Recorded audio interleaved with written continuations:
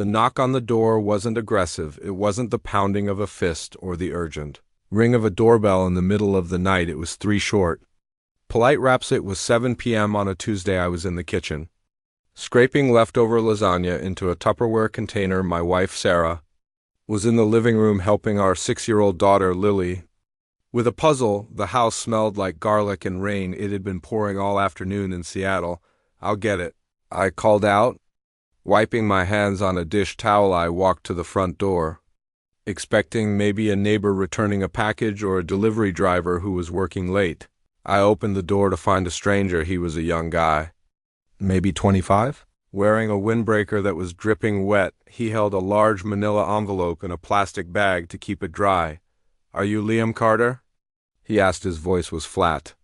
"Professional, I am," I said. He thrust the envelope toward me. "You've been served." He didn't wait for a reaction. He just turned around and jogged back to a idling sedan at the curb. I stood there for a moment, the cold mist hitting my face. The envelope felt heavy in my hand. My heart did a strange little flutter. Not panic, not yet, just confusion. I wasn't in trouble.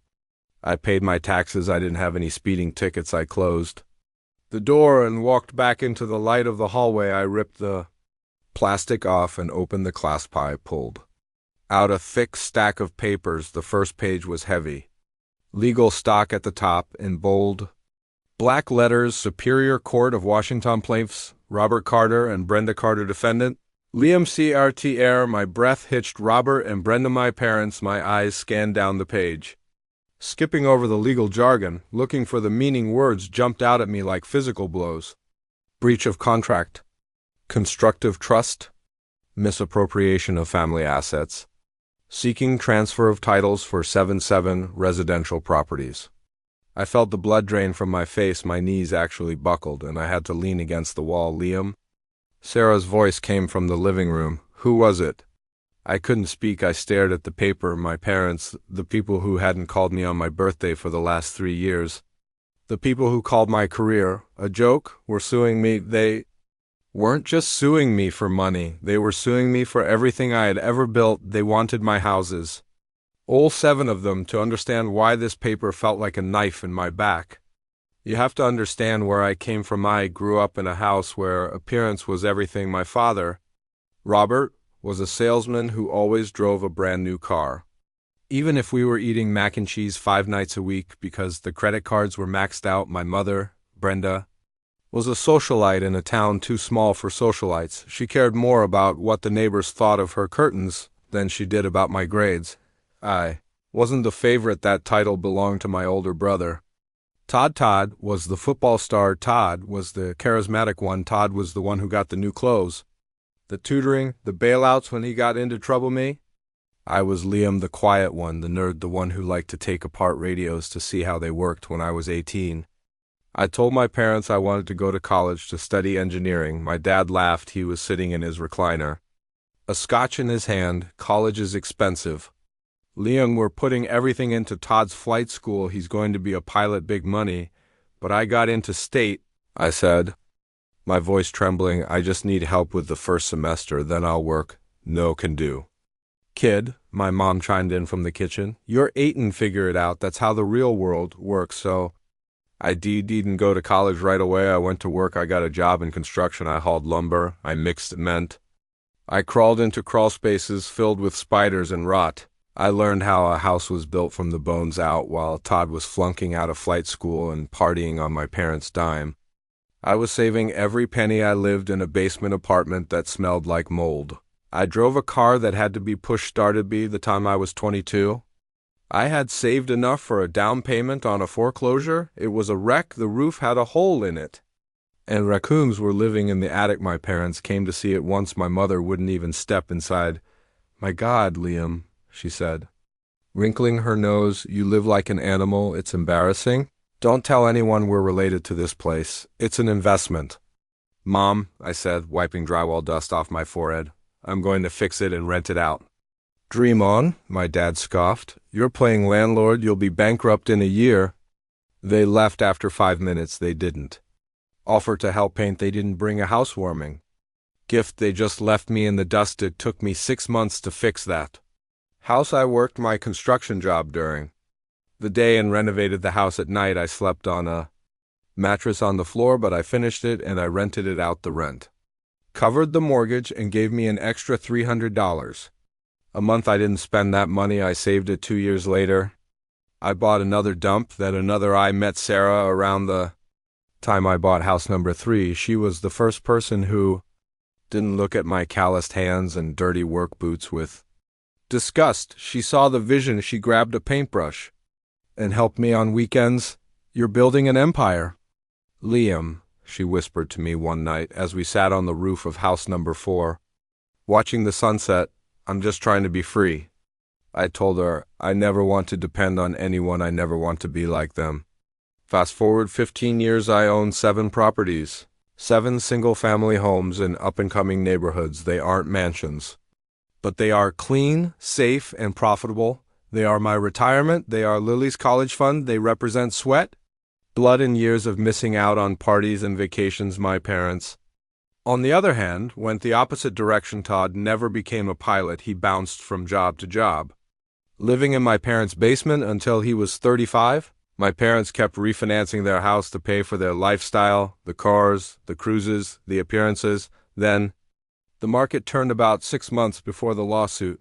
My dad retired, or rather, he was forced out. They looked at their finances and realized the truth. They had nothing. Their house was underwater. Their credit cards were maxed. They had 0 savings. Suddenly, the son they ignored became very interesting to the meet. Started with phone calls, friendly ones. How are you, son? We should catch up. Then came the dinner invitation. I should have known better. But you always want your parents to love you, right? Even when you're 40 years old? There's a little boy inside you who just wants dad to be proud. Sarah and I went to their house. The dinner was awkward. The house felt neglected. Peeling paint, a leaky faucet over desert. My dad cleared his throat. So, Liam, he said, putting on his salesman smile, we hear you're doing very well. 7 houses. That's impressive. It's been a lot of work, I said cautiously. We're in a bit of a tight spot, my mom said. Skipping the pleasantries, your father's pension isn't what we thought, and with Todd needing help with his legal fees. Todd had gotten a DUI. We were thinking, Dad said, since you have so many houses, you could give us one. I choked on my water. Give you one? Well, transfer the deed. Dad said casually, the one on Elm Street, it's nice, 1 story, good for our knees. You can write it off as a gift. We can live there rent-free, and you can take care of the maintenance. I looked at Sarah. She was squeezing my hand so hard her knuckles were white. Dad, I said slowly, I can't just give you a house that's a $400,000 asset. I have a mortgage on it. I have tenants. Kick them out. Mom snapped, we're family. We raised you. We put clothes on your back. I can't do that, I said, firming up. If you need a place to live, I can help you find an apartment. I can maybe help with the deposit. But I'm not giving you a house. My dad's face turned red. The salesman mask dropped. You ungrateful little brat, after everything we sacrificed? You're sitting on a gold mine while your parents starve? You didn't sacrifice for me, I said, my voice rising. You ignored me. You mocked me. You told me I'd be bankrupt. I built this alone. You built it with our name. Dad shouted, you're a Carter. That success belongs to the family. We left. I didn't speak to them for months, and then the manila envelope arrived. I sat at the kitchen table. The lawsuit spread out before me. Sarah was reading over my shoulder, tears in her eyes. How can they do this? She whispered. They were claiming that when I was 20, I had entered into a verbal partnership with them. They claimed they had given me $50,000 in cash to buy my first property, with the understanding that I would manage the business and we would split the profits 50/50 later in life. They were claiming that all 7 homes were technically family trust assets. It was a lie, a complete, total fabrication. They never gave me a dime, but the problem with family court and civil suits is that it's messy. It's he said, she said, and my parents, they were good liars. They were charismatic. They could cry on cue. I hired a lawyer, Mr. Henderson. He was a grizzly bear of a man, expensive, but worth it. It's a shakedown, Henderson told me in his office. They know they probably won't win, but they're banking on you settling. They think you'll pay them $100,000 just to make them go away. I won't pay them a cent. I said my anger was a cold, hard knot in my stomach. They want to play? Let's play the months leading up to the trial were hell. My parents launched a smear campaign. They told relatives I was stealing from them. I got nasty texts from aunts and cousins I hadn't seen in a decade. How can you treat your elderly parents like this? You greedy monster? It strained my marriage. I wasn't sleeping. I was snapping at Lily. I felt like I was back in that moldy basement, fighting for my life. But I had one thing they didn't have. I was a hoarder, not of trash, but of paper. When you build a business from scratch, you keep receipts, you keep logs, you keep everything because you're terrified the IRS will come knocking. I spent 3 weeks in my attic, digging through boxes of old files. Dust choked me. I found old tax returns, receipts for lumber from 1998, bank statements, and then, at the bottom of a box labeled MISC 1999, I found it, the smoking gun. I sat on the attic floor, holding the piece of paper. It was yellowed with age. I read it, and a smile slowly spread across my face. It was a cold smile, a dangerous smile. Gotcha, I whispered. The day of the trial was gray and miserable. The courtroom smelled of floor polish and anxiety. My parents sat at the plaintiff's table. They looked frail. My mother was wearing a modest, slightly tattered cardigan, a costume designed to garner sympathy. My father was using a cane I had never seen him use before. They wouldn't look at me. Their lawyer, a slick guy with a cheap suit, started his opening statement. He painted a picture of a loving, self-sacrificing couple who had poured their life savings into their son's dream, only to be cast aside when he struck it rich. They trusted him, the lawyer said, pointing a finger at me. They gave him cash, no receipt. Because who asks for a receipt from their son? And now, in their twilight years, he leaves them with nothing while he sits in his 7 castles. My mother dabbed her eyes with a tissue. The judge, a stern woman named Judge Harrison, watched them over her spectacles. She didn't look impressed, but she didn't look dismissive either. She was listening then. My parents took the stand. They lied so smoothly it was terrifying. Yes, my dad said, his voice shaking just the right amount. I handed Liam the cash in June of 1999. It was money I had saved in a coffee tin, $50,000. I told him, build something for us, son. And what did he promise? Their lawyer asked. He promised we'd be partners, Dad said. He promised he'd take care of us. My stomach churned. I wanted to scream. I wanted to flip the table, but Mr. Henderson put a hand on my arm. Wait, he whispered. Let them dig the hole. My mother was next. She cried. She talked about how she scrimped and saved on groceries to fill that coffee tin. It was a performance worthy of an Oscar. When it was my turn, I felt calm, strange, eerie calm. I walked to the stand. I swore to tell the truth. My lawyer, Mr. Henderson, stood up. He walked over to the evidence table. Liam, he said, did your parents ever give you $50,000 in 1999? No, I said. Did they ever give you any money for your business? No, not a penny. How did you fund your first property? I worked construction. I saved $12,000 for a down payment. I took a hard money loan for the repairs at 12% interest because no bank would touch me. The opposing lawyer rolled his eyes. Your Honor, Mr. Henderson said, turning to the judge, the plaintiffs claim this verbal agreement and cash transfer happened in June of 1999. They claim they were on excellent terms with the defendant and that this was a partnership born of love and trust. That is correct, the opposing lawyer said. I would like to submit Defense Exhibit A. Henderson said. He pulled a plastic sleeve out of his briefcase. Inside was the yellowed paper I had found in the attic. He handed it to the bailiff, who handed it to the judge. Judge Harrison took the paper. She adjusted her glasses. The room went silent. The only sound was the rustling of paper as she unfolded it. She read it. She stopped. She read it again. Then, for the first time all day, a genuine, slight smile curled the corner of her lip. She looked up from the paper, stared directly at my parents, and then looked at their lawyer. Counselor, the judge said to my parents' lawyer, have you seen this document? No, Your Honor, he said, looking confused. I think you should read this, she said, and then I think you and your clients should sit down and think very carefully about the next 5 minutes. The bailiff handed the paper to the opposing lawyer. My parents leaned in to look at Eddie, watched the color drain from my father's face. It went from red to a sickly shade of gray. My mother gasped, her hand flying to her mouth. "Would you like to read it for the court, Mr. Henderson?"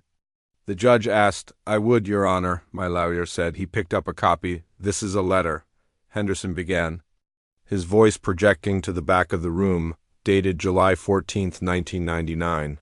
"Sent via certified mail from Robert and Brenda Carter to Liam Carter." He paused for effect. It reads, "Liam, stop calling us. We do not care that your car broke down. We do not care that you cannot get to work. You are an adult. We owe you nothing. We are not your bank. Do not ask us for money again if you fail. You fail on your own. We are using our money for people who actually have a future.